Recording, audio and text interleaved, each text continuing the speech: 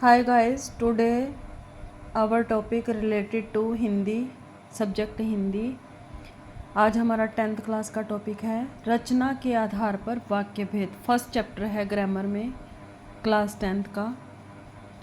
तो रचना के आधार पर वाक्य भेद यानी 3 तरह के होते हैं, सरल वाक्य, संयुक्त वाक्य और मिश्रित वाक्य।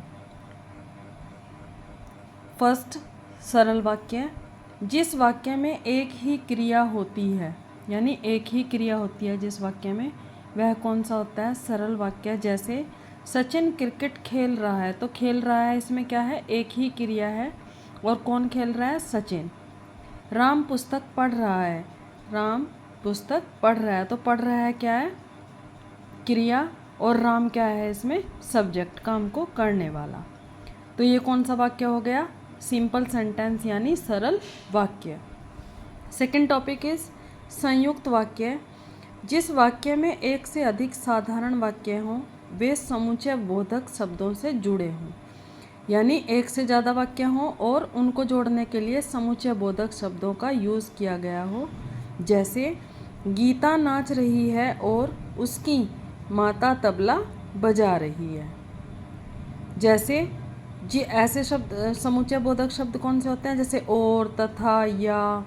ऐसे शब्दों के द्वारा दो सेंटेंसों को आपस में जोड़ दिया जाता है। तो कौन सा सेंटेंस है ये? संयुक्त वाक्य।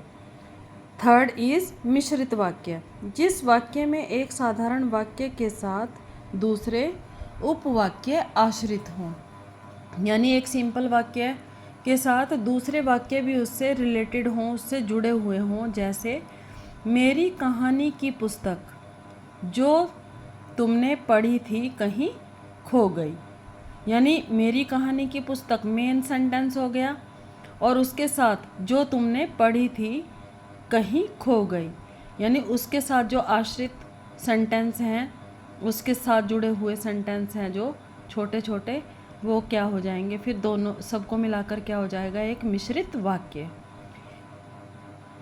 जो फल खरीदने थे इसलिए उसे फल खरीदने थे इसलिए वह बाजार गया।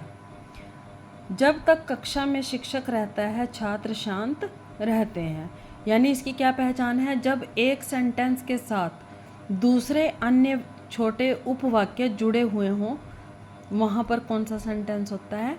मिश्रित वाक्य।